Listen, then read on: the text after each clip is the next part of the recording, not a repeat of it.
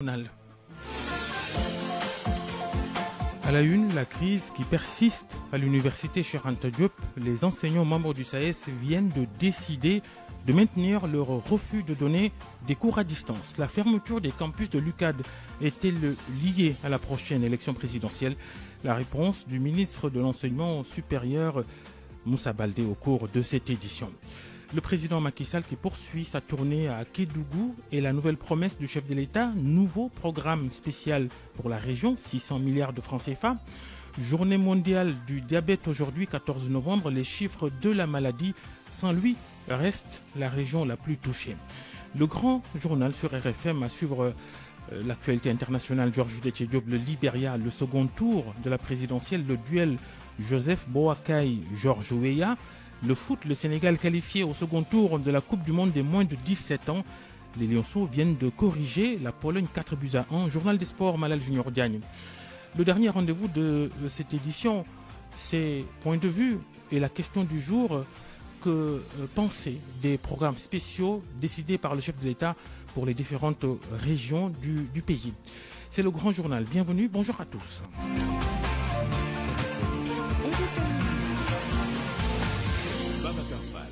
Macky Sall poursuit sa tournée économique dans la région de Kédougou. Hier, lors d'un conseil présidentiel, le chef de l'État a promis un nouveau programme spécial de développement de 600 milliards de francs CFA à cette région du sud-est du Sénégal. Le programme ce matin, Ibrahima Diébakhate, vous êtes notre correspondant. Macky Sall procède à des inaugurations ce matin? Non, plutôt ce matin, il procède au lancement des travaux de construction de la route Mako-Kédougou-Bembo-Moussala, longue de 163 km 400. Ensuite aussi, il a procédé, tout à l'heure même, c'est déjà fini, il a procédé au lancement des travaux de réhabilitation du tronçon Bembou-Massa-Massa-Khosanto-Bransan-Sabodala. Ce tronçon du Bélédougou, long de 107 km, va coûter 8 milliards de francs CFA pour une durée de 22 mois. Après cette activité, Macky Sall va se rendre à Kédougou où il va procéder à la pose de la première pierre de la construction de la mosquée de la commune de Kédougou dans l'après-midi, comme vous venez de le dire, pour les inaugurations. Il va procéder à l'inauguration de la route Kédougou-Salémata, longue de 85 km, qui a coûté un peu plus de 42 milliards de francs CFA. Toujours dans l'après-midi, Babacar, Macky Sall va procéder aussi également enfin au lancement de la construction de la bretelle croisement Sili d'Indefelo, Babacar Fano. Ibrahima Diébakhate en direct de Kédougou. Et à votre micro, hier soir, le président de la République a lancé un nouvel appel à stopper la saignée. On parle de l'immigration clandestine. Il appelle tous les acteurs à tout faire pour venir à bout de ce phénomène. Qu'en pensent les acteurs? La parole à un responsable d'une ONG, Otra Africa. Il s'entretient avec Nafissatou Sila. Que pense-t-il de ce nouvel appel de Macky Sall? Ce qui est opérationnel par rapport à la migration irrégulière, c'est d'avoir une coordination harmonisée de l'ensemble des départements concernés par ce fléau. Et donc, le fait de convoquer un conseil interministériel ou un conseil présidentiel sur la migration irrégulière est à son heure, puisque aujourd'hui nous sommes dépassés. Nous sommes à 32 900 migrants arrivés sur les côtes espagnoles. Mais au-delà, je pense qu'il est assez important que le chef de l'État, par son aura en Afrique et par rapport à cette question qui dépasse le Sénégal, qu'il invite les autres chefs d'État africains et surtout nos voisins à s'asseoir sur une table, que ce soit une solution communautaire africaine, qu'ensemble, avec les autres pays, qu'on trouve une solution. Puisque si le Sénégal arrive à trouver des alternatives et à stopper la migration de ses fils, les autres pays aussi vont sortir. Effectivement, c'est ce qu'il faut. Il faut une rencontre vraiment internationale des pays concernés, également les partenaires au développement, les institutions partenaires, les bailleurs et les lanceurs d'alerte et les acteurs de la société civile concernés et les victimes. Il faut élargir la concertation pour trouver des solutions pérennes. Mais il y a des solutions dans le court terme, il y a des solutions dans le moyen terme et il y a des solutions également dans le long terme. Par exemple, les questions d'infrastructure, les questions monétaires, les questions bilatérales, tout ça sont des questions dans le long terme. Mais dans l'immédiat, il faut une rencontre internationale au-delà du Conseil interministériel avec le président de la République. Souleymane Aliou Diallo de l'ONG Otra Africa est revenu du sort. On vient d'apprendre que 74 migrants clandestins, dont 2 femmes, ont été interpellés à Keur Sambadja, c'est dans la commune de Fimela. Ils sont présentement dans les locaux de la brigade de gendarmerie de la zone. Appel donc de Macky Sall lancé à Kédougou contre l'immigration irrégulière. Et après Kédougou, le président de la République se rend à Kaolack demain et c'est un chapelet de revendications qui l'attend à Medina Bay et dans les autres parties de la région. La correspondance de Fatou Mbou. Le président de la République est attendu dans la capitale du Saloum dans moins de 24 heures. De nombreux habitants de Kaolack demandent une revitalisation du port, une ancienne requête qui, selon eux, tarde à être satisfaite. Des investissements sur le port pour qu'il puisse ouvrir. Le sous-développement de la ville de Mbossé est pointé du doigt où de jeunes diplômés exercent dans le secteur des mototaxis. Souleymane et Abdou Karim Diak expriment leur indignation et interpellent le président Sall. Kaolack, ça va pas. Kaolack, rien ne marche. Kaolack, il n'y a pas d'infrastructure. Il est temps que lui d'essayer de faire quelque chose pour Kaolack. Il y a des jeunes qui ont leur bac, leur maîtrise. Ils sont en train de faire le tchak-tchak. Il n'y a pas de travail. Toutes les entreprises se concentrent à Dakar et c'est inadmissible. Pour Ousmane Bey, surnommé Djakartamen, cette tournée est déguisée en campagne électorale.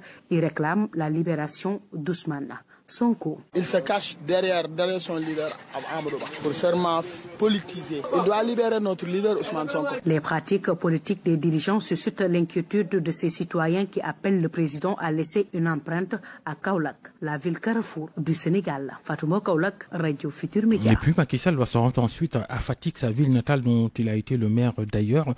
Là, il termine son mandat de président de la République. Le visage de Fatick a-t-il changé durant ces presque 12 ans de présidence de la République de Macky Sall? La question divise la commune. Aminata Goudiaby.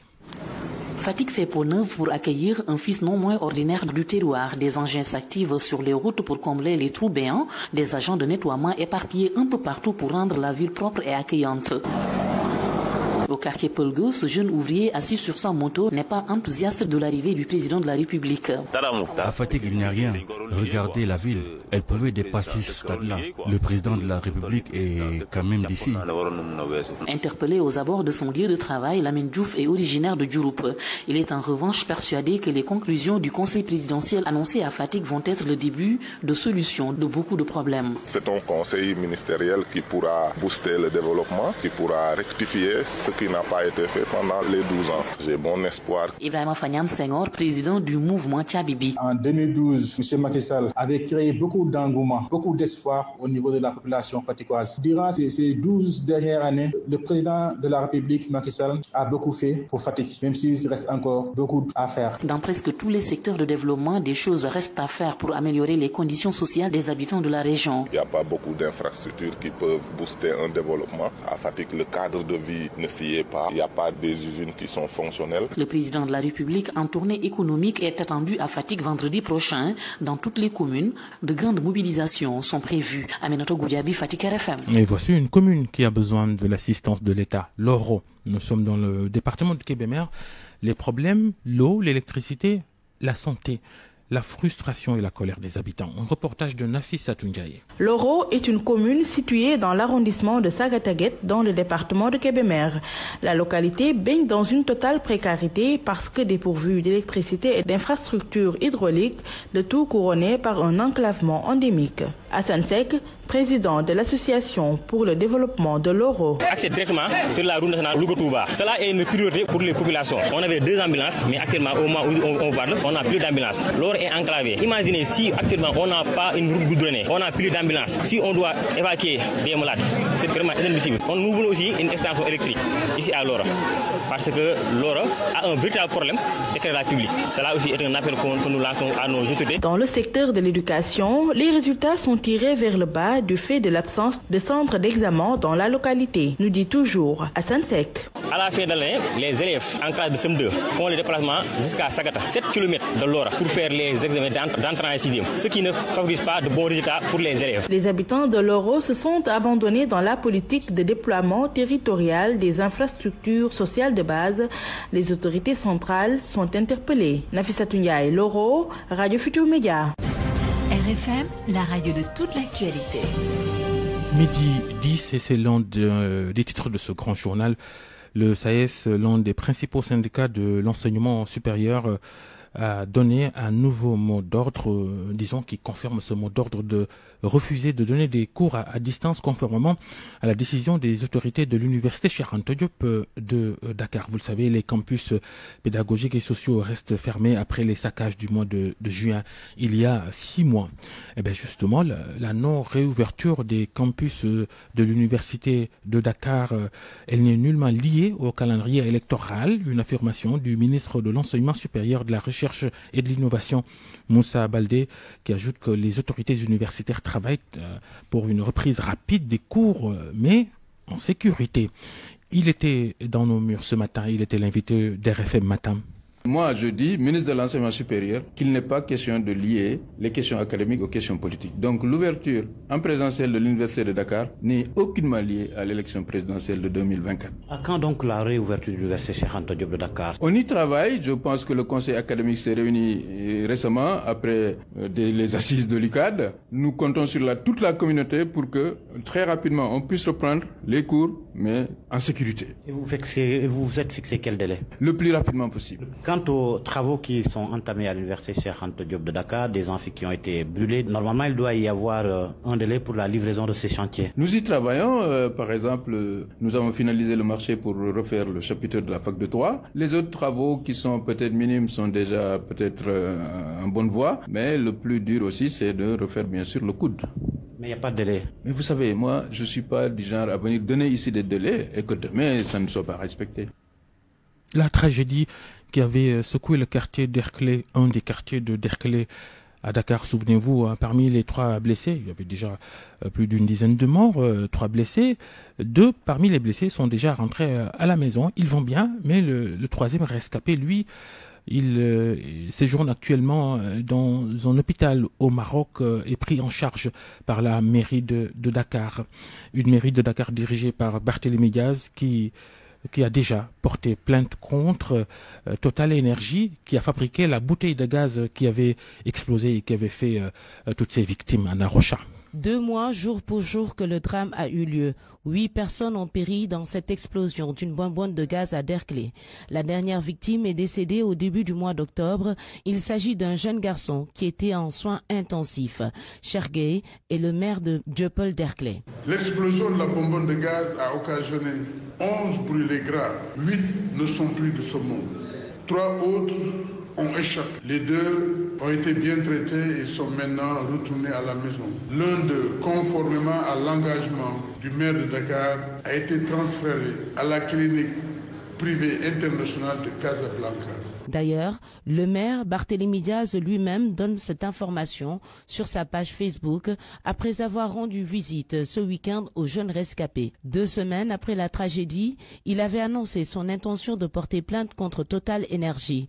Et sur Facebook, le maire de Dakar a encore réitéré, je cite, sa volonté de voir la justice sénégalaise faire respecter le droit face à la négligence du groupe Total. Fin de citation.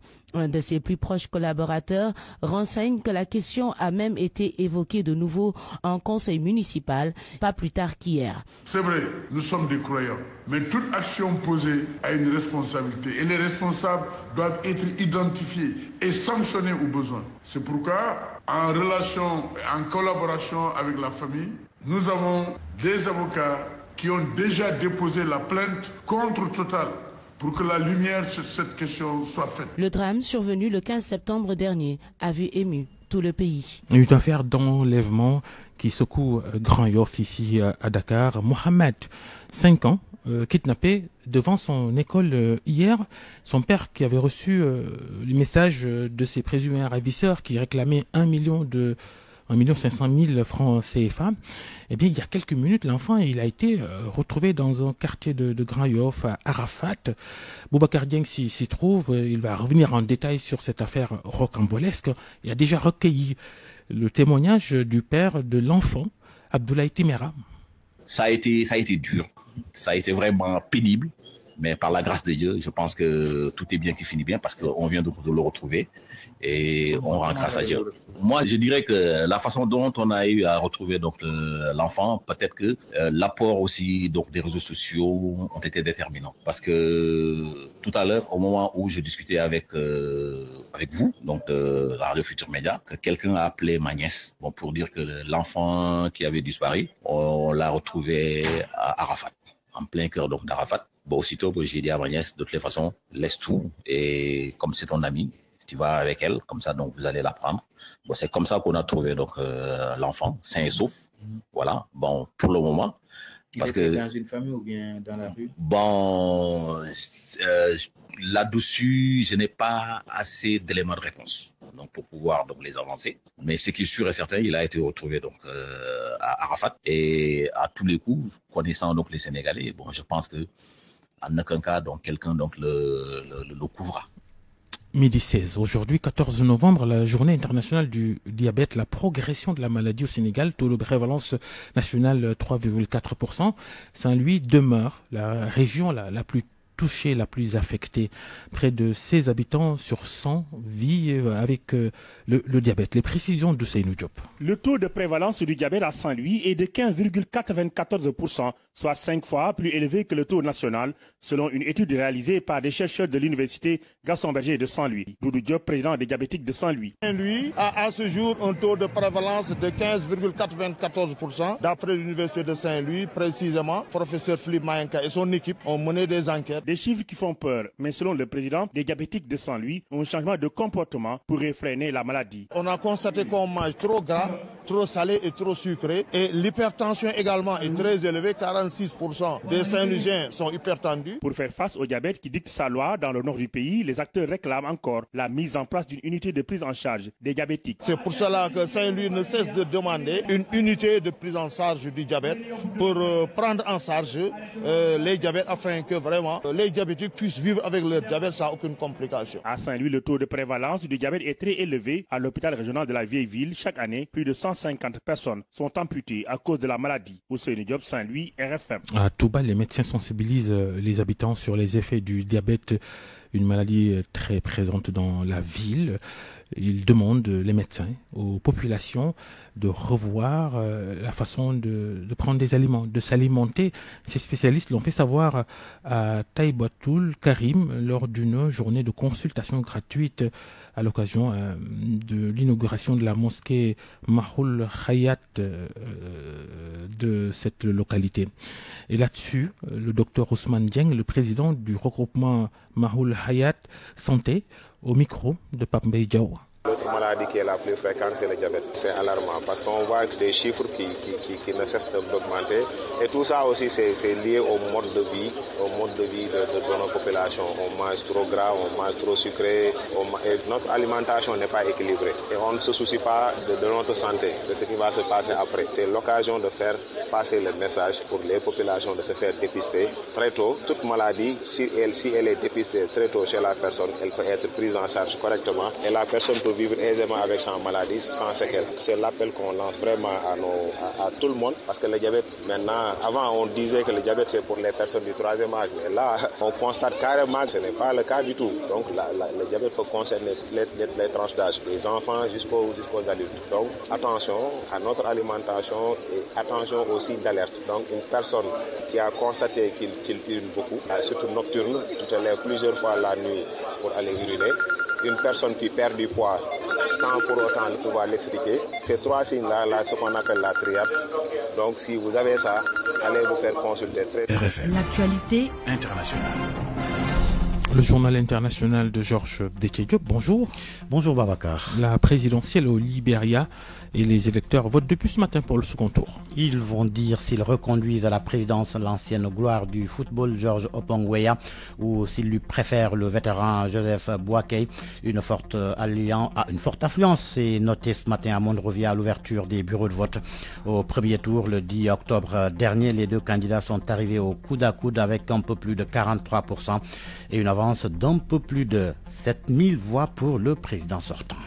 Au Mali, les combats pour la reconquête de Kidal se poursuivent. Les affrontements entre l'armée et les groupes armés ont repris en début de semaine. Alors que l'armée affirme enregistrer des avancées significatives, les groupes armés du CSP, le cadre stratégique permanent, ces groupes armés disent garder leur position.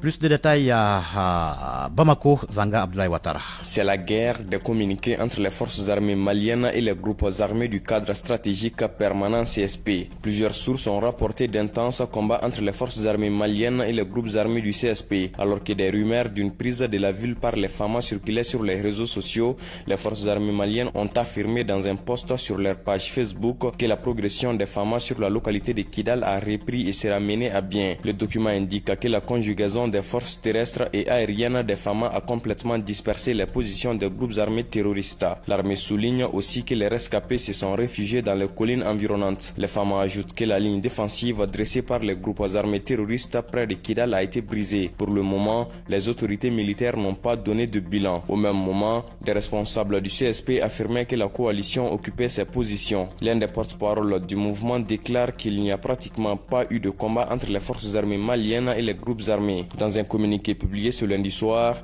les FAMA affirment qu'ils continuent de débusquer les terroristes aux abords de la ville de Kidal, mais jusque-là, aucun bilan officiel n'est disponible. Zanga Abdoulaye Ouattara, Bamako, Radio Futur Média. Zanga Abdoulaye Ouattara, des experts en sécurité estiment que le départ précipité de la MINUSMA est en partie à la base du regain de tension qui pouvait être évité. Pour eux, il faut craindre un enlisement au regard des soutiens apportés aux deux camps. Mais pour Ngolo Diarra, expert en droit international, les autorités maliennes sont dans leur droit de vouloir recouvrer l'intégrité du territoire. Cette situation à Kidal est le résultat de la volonté de l'État malien de recouvrir l'intégrité territoriale. Il faut craindre vraiment l'enlisement de la situation et puis l'intensification des combats. Et le Mali est dans ses droits, la conquête de l'intégrité territoriale soutenue par ses partenaires russes, chinois et turcs. Et dans certaines situations, vous verrez qu'également les groupes armés locaux bénéficient du soutien de certaines puissances occidentales. C'est ce qu'il faut craindre. Et ce nouveau massacre au Burkina Faso à Zaongo, au centre-nord du pays, un village complètement décimé la semaine dernière. Les autorités burkinabées ont annoncé au moins 70 morts. Les victimes sont essentiellement des enfants et des personnes âgées. Les enquêteurs ont relevé également des concessions incendiées ou détruites par les agresseurs. D'après les équipes du parquet sur place, accompagnées de la brigade spéciale des investigations antiterroristes, il ne paraît pour le moment pas possible d'identifier les auteurs du massacre. Le Proche-Orient, la guerre Hamas-Israël et l'hôpital Al-Shifa de Gaza assiégé. Des milliers de personnes restent prises au piège sur le site du principal hôpital de Gaza au milieu des combats entre le Hamas et Israël. L'établissement sanitaire est soupçonné par l'armée israélienne d'abriter des infrastructures stratégiques du Hamas. Le directeur de l'hôpital affirme qu'au moins 179 corps ont été enterrés dans une fosse commune creusée dans le complexe de l'hôpital. Parmi ces victimes, 7 bébés prématurés, morts faute d'électricité pour les maintenir en vie. L'armée israélienne a annoncé ce matin la mort d'une soldate de 19 ans, otage du Hamas. Cela au lendemain de la diffusion par le Hamas d'une photo la présentant comme tuée par un bombardement israélien. Merci Georges Déthié-Diop, le journal international. Parole aux auditeurs. L'actualité, qu'en pensez-vous? Moi, je pense que vous devez. Réagissez dans nos éditions d'information sur l'actualité. Bonjour. Du lundi au vendredi, vous avez la parole sur RFM. Le débat du jour porte sur ces programmes spéciaux que le président de la République décide pour les différentes régions du pays. Dernier en date, Kédougou, hier, 600 nouveaux milliards annoncés pour le développement de cette région du sud-est du pays. Nous serons, pour en parler, nous serons avec des économistes, les docteurs Mamadou Samba Anne et Sedina Omar Sey avant la fin de ce grand journal. RFM Sport. Les sports, un journal présenté par Malal Junior Diagne. Bonjour Malal. Bonjour Babacar. La Coupe du monde de foot des moins de 17 ans et le Sénégal en 8e de finale après seulement 2 matchs de poule. Après 2 matchs sanctionnés par 2 victoires, la dernière en date c'était ce matin face à l'équipe de la Pologne, 4-1 pour l'équipe nationale du Sénégal qui valide ainsi sa place pour le prochain tour. Pape Malick Diaw nous résume cette rencontre. Une balade parfaite pour les Lions du Sénégal face à la Pologne. Cela pourrait être le titre de cette partie. Après un round d'observation qui n'aura duré que 5 minutes, les Lionceaux campent le décor avec une première frappe de l'incontournable capitaine Amara Diouf. Le Sénégal monte en puissance et commence à partir de là à prendre le dessus au niveau de la possession du jeu. En face, battu lors de leur première sortie par le Japon en 8-0 et donc obligé de réagir pour rester en vie. Les Polonais n'y arrivent pas et à force de pousser, les Lions du Sénégal sont finalement récompensés à la 18e minute de jeu suite à un festival de Yaya Jammeh sur le couloir droit et un centre que ne loupe pas du tout l'avant-centre Idrissa Gueye qui parvient à dévier le ballon. Du côté polonais, toujours rien à signaler à part Mateusz Kozilas et Daniel Mikolayevski qui ont essayé de se mettre en évidence mais sans grand succès. Au contraire, c'est toujours le Sénégal qui mène la danse. Ils seront encore récompensés à la 30e minute de jeu. Mamoudou Ning s'échappe dans le dos de la défense et essaye de retrouver en retrait Amara Diouf dans la zone de vérité. Malheureusement, pour les Bialo-Ziorni, autrement dit, les blancs et rouges, ce ballon sera dévié par Dominique Salah dans ses propres filets pour le deuxième but du Sénégal. Tout de suite après ce break, le match sera interrompu près de 40 minutes à cause des conditions climatiques avant de reprendre pour les 7 dernières minutes de la première période. 2-0 donc à la mi-temps. Au retour des vitamines, 52e minute de jeu, Yaya Jammeh et Idrissa Gueye, encore eux, récidivent. Le milieu de terrain adresse une nouvelle passe en retrait à Idrissa Gueye qui inscrit le 3e but du Sénégal et signe ainsi un doublé. Mais à la 66e minute de jeu, la Pologne, grâce à Marcel Regula, réduit la marque, donnant ainsi espoir au rouge et blanc. Mais 3 minutes plus tard, cet espoir sera vite effacé encore par l'homme de la soirée, Idrissa Gueye, cette fois de la tête pour le 4e but du Sénégal et le triplé pour le jeune Sénégalais. À partir de là, le score n'évoluera plus. 4-1 en faveur des Sénégalais qui s'imposent donc pour la 2e fois dans ce tournoi, se qualifient pour le 2e tour et pourra peut-être faire tourner face au Japon ce vendredi. Les vitamines de Pape Malick Diaw. Alors, la suite de ce journal des sports, les A, l'équipe nationale dirigée par Aliou Cissé et sa préparation pour les 2 premières journées des éliminatoires de la prochaine Coupe du Monde 2026. 2e galop d'entraînement de ce nouveau rassemblement, c'était ce matin. Le 2e galop a eu lieu ce matin, loin des regards et des caméras. Une autre séance est prévue à partir de 17h pour mieux peaufiner les stratégies. À côté de la préparation des joueurs, les supporters se désolent du fait que cette rencontre sera à huis clos. Sodacham a rencontré ceux qui étaient à Diamniadio hier lors de la première séance d'entraînement. Ils ont effectué le déplacement au terrain annexe du stade Maître Abdoulaye Wade pour assister au premier galop des Lions. Situation oblige puisqu'ils ne pourront pas assister au match Sénégal-Soudan du Sud. C'est le cas du jeune Mohamed qui habite à Diamniadio.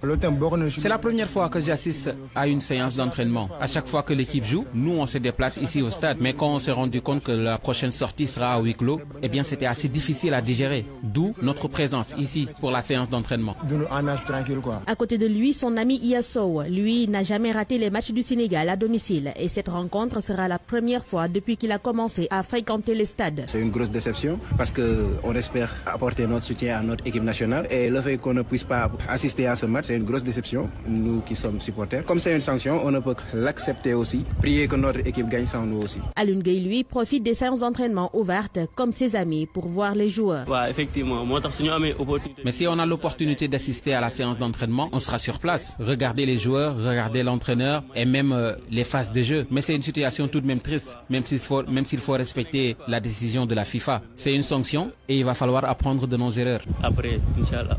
Les Amignan, elle, pense que la sanction est un peu excessive. Oui, ça m'écoeure parce que les sanctions sont tellement lourdes. Je pense que c'est anormal. En tant que supporter, moi, je dis que ça m'écoeure. Le fait de regarder le match à la maison, parce qu'on a l'habitude de regarder les matchs en direct, surtout les matchs très importants. On n'a que l'occasion pour regarder les entraînements. C'est pour ça qu'on est là. Ces supporters sénégalais auront encore l'occasion d'assister à la séance d'entraînement des Lions ce jeudi à 17h30, toujours au terrain annexe. De séance donc ce mardi. Ce mardi, 2e séance de la journée. D'accord. Voilà. Merci Malal. C'est fini? Oui, chez Ranta, on va le retrouver dans l'après-midi. Il va nous parler de l'Etix, cette équipe mythique qui est actuellement en National 2 et qui se bat avec ses dirigeants et supporters pour revenir au devant de la scène. Mais le reportage, vous l'aurez dans les éditions du soir. Et l'Etix qui change de nom, qui s'appelle l'Enyai, je crois. Voilà. Une ancienne appellation ailleurs. Merci Malal, le journal des sports. La revue de presse de Mohamed Ali Mouba. Bonjour. Malgré le tollé autour de la composition des membres de la Sénat, constate l'AS, ils ont prêté serment quand même hier devant le Conseil constitutionnel. Abdoulaye Sylla, nouveau patron de la Commission électorale nationale autonome, a déclaré son code de conduite relève Sud Quotidien, lequel, est resté impartial en tout temps et en tout lieu. Mamadou Badio Camara, le président du Conseil constitutionnel qui a reçu le serment de ce magistrat, a tressé des lauriers à ce dernier avant de rappeler à qui veut l'entendre, je cite, le journal reprend in extenso ses propos. Vous avez choisi de mettre fin à vos fonctions de membre du Conseil constitutionnel en présentant vos démissions. Abdoulaye Sylla évoque une lourde mission, pointe Rewmi Quotidien, mais Mamadou Badio Camara l'invite à se tenir prêt pour le combat et le rappelle, la mission ne sera pas facile, ce ne sera pas sans pression, sans lutte perpétuelle.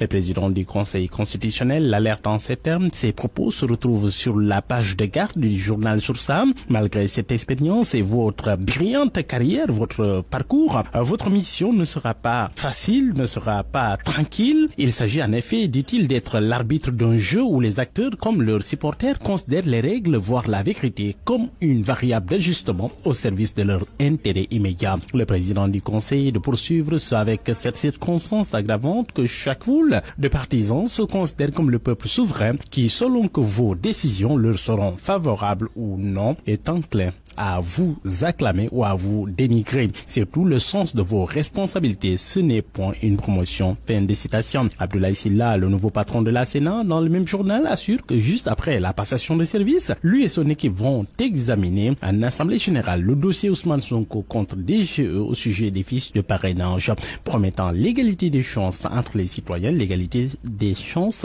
pour tous les candidats. Bosby le jour parle alors de substitution fast-track et de travaux d'Hercule des 12 nouveaux membres. Le journal Les Échos informe dans la foulée que la requête au fond de récusation du juge Abdoulaye Ndiaye n'est pas passée.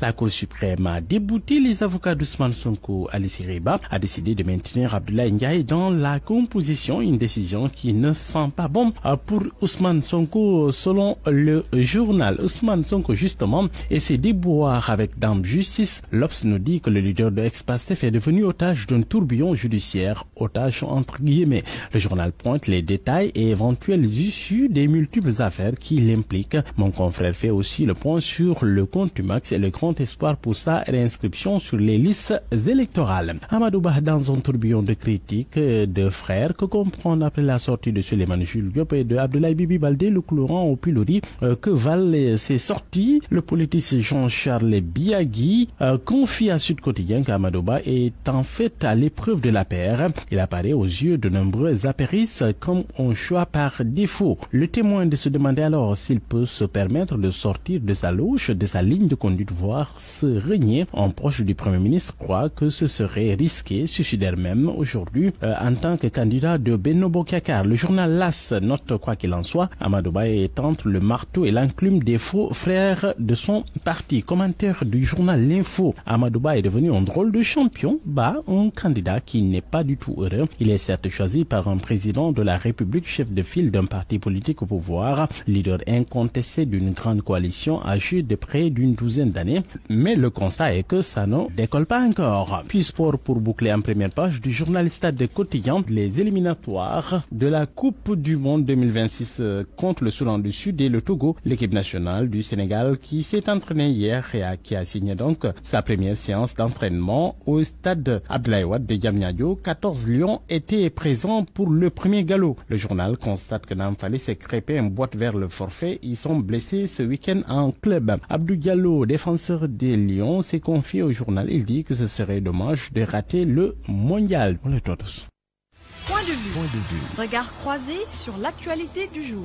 À midi et 33 minutes, le débat du jour porte sur les différents programmes spéciaux déclinés par le président de la République depuis son accession à la présidence il y a près de 12 ans. Ils sont nombreux, on ne les compte plus, ces programmes spéciaux, ces conseils des ministres décentralisés à l'issue desquels ces programmes spéciaux et leur lot de milliards sont souvent annoncés.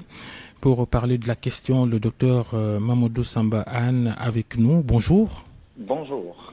Vous êtes enseignant-chercheur à l'université Cheikh Anta Diop de Dakar, économiste alors, ainsi que le docteur Seydina Omar Sey, économiste, enseignant, vous également à l'UCAD. Bonjour. Bonjour. Avec vous, on commence Seydina Omar Sey, le docteur Seydina Omar Sey. Macky Sall, hier encore, à Kédougou, a promis un programme spécial de 600 milliards de francs CFA. La perception et les témoignages des habitants des différentes régions du Sénégal, tous ces milliards annoncés, on ne les sent pas. On ne peut pas les sentir?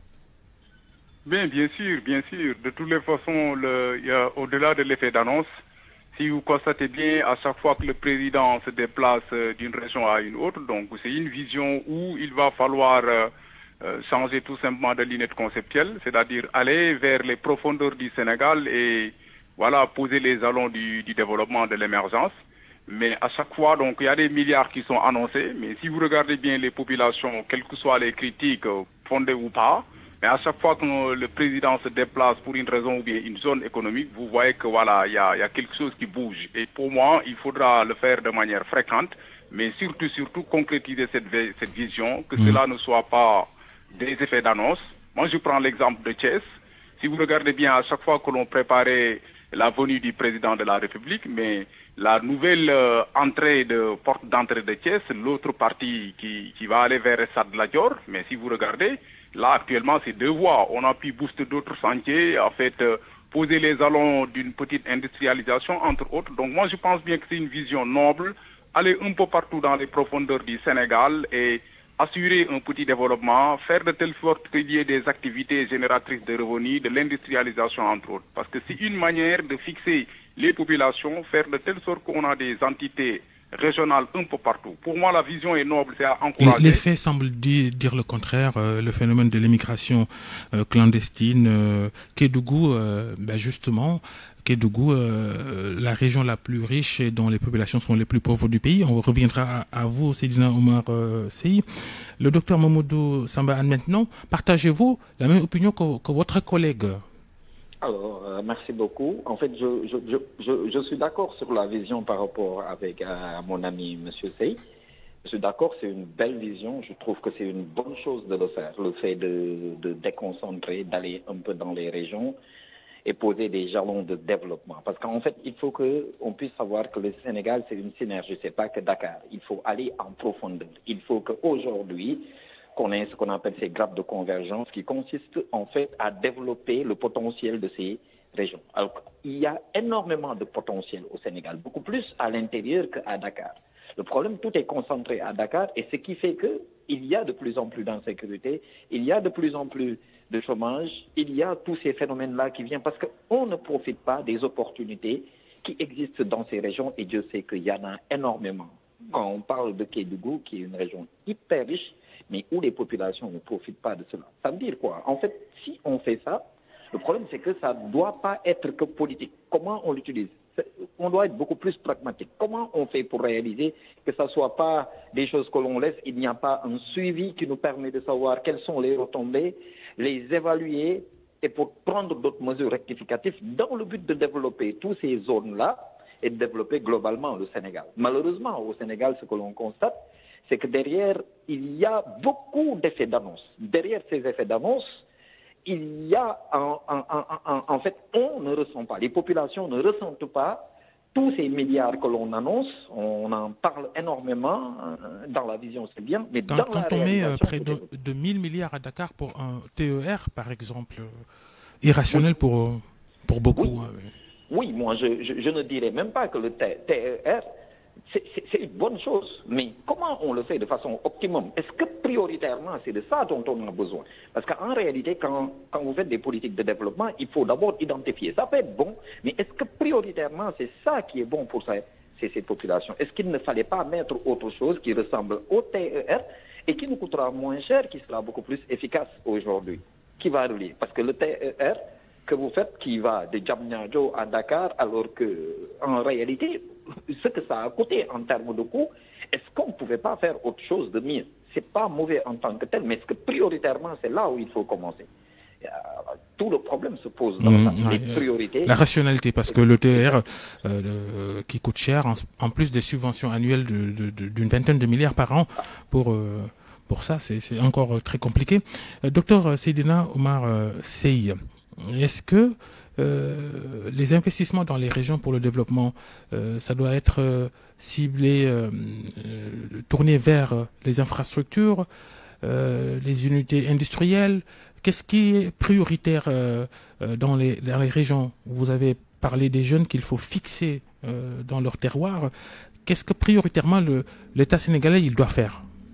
Bon, en quelque sorte, en fait, tout est priorité pour l'État. Mais si vous regardez le fait de cibler l'Est du Sénégal, le Sénégal oriental, Kédougou, mais regardez bien, il y a une menace qui sévit au niveau de ces régions-là, parce que côté Mali et autres, avec le djihadisme, là où si vous regardez le lit de tout ce qui enrôle ces jeunes-là, ou bien qu'ils aillent au niveau de l'océan, entre autres, c'est la pauvreté, c'est la paupérisation des masses. Donc il va falloir aller asseoir les bases du développement, faire de telle sorte qu'il y ait des infrastructures et en même temps une petite industrialisation, c'est-à-dire des unités de transformation capables d'absorber de la main-d'œuvre. Mais pour moi, c'est très bien ciblé.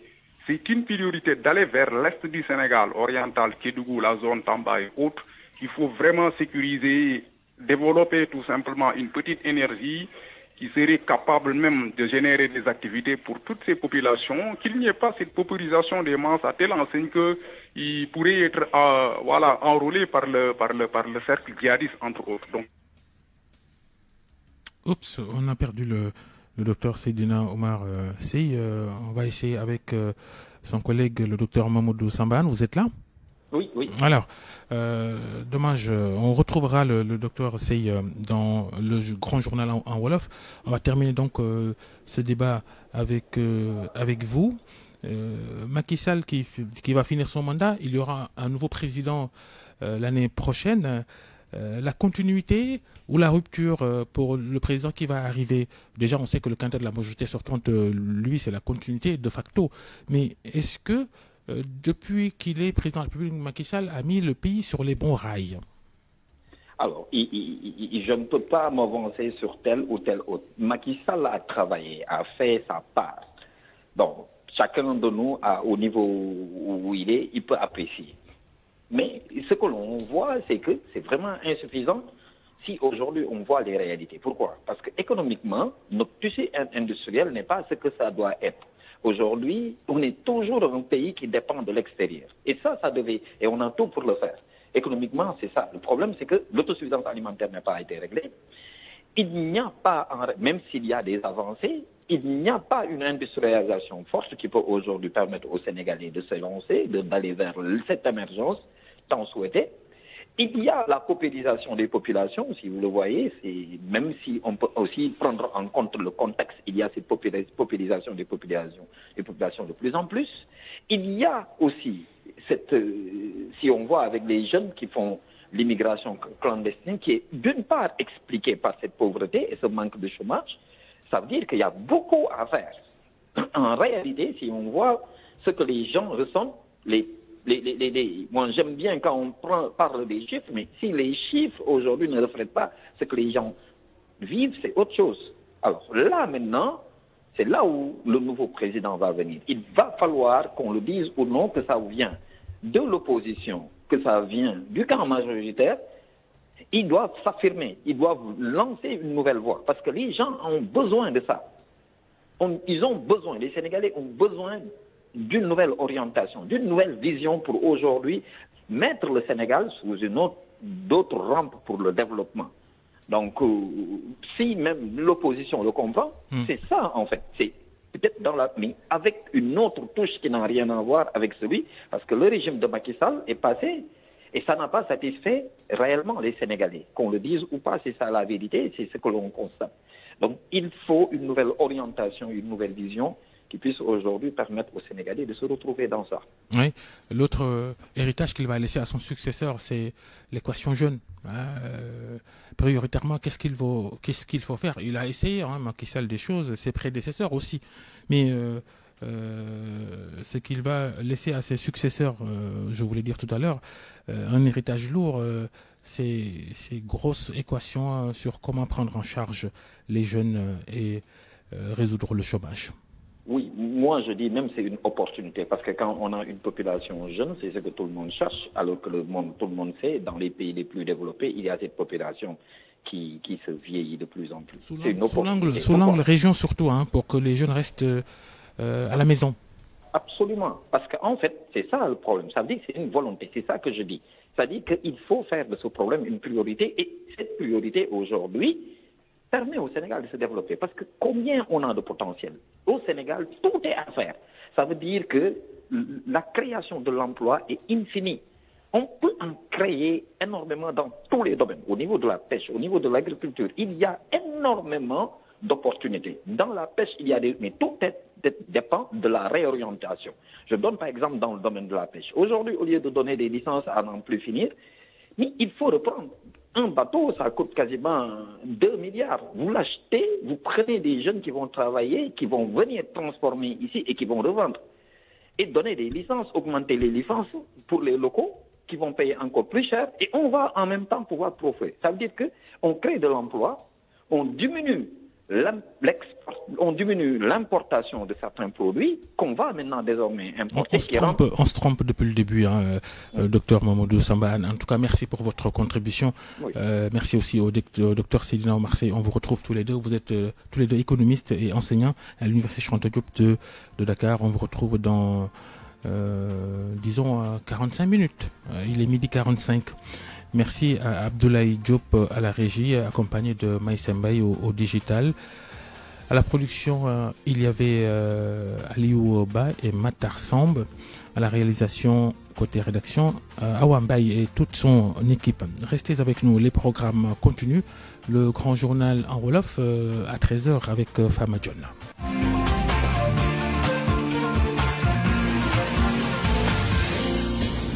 Publicité sur